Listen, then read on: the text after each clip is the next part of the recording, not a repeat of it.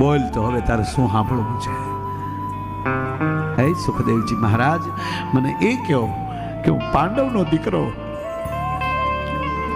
અને એક ઋષિની ડોકમાં શ્રાપ નાખવાનો વિચાર મને આવ્યો કેમ? બસ મને એ બતાવો. મારા વડવાઓનું મને તો ખબર છે, મેં કોઈ કર્મ કોઈ પાપ નથી કર્યું. ભગવાન કૃષ્ણએ મારી માના ઉદરમાં સુદર્શન ચક્ર મૂકીને બ્રહ્માસ્ત્રથી રખોપું કર્યું છે. મારા નારાયણે મારી માના ઉદરમાં મને બચાવ્યો છે. એ હું પરીક્ષિત છું. આવો વિચાર કેમ આવે?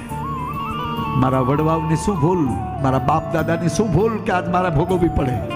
અને હવે કહે છે મહારાજ, હે મહારાજ પરીક્ષિત, સાવધાન થઈને હવે સાંભળો. તમારા દાદા અર્જુન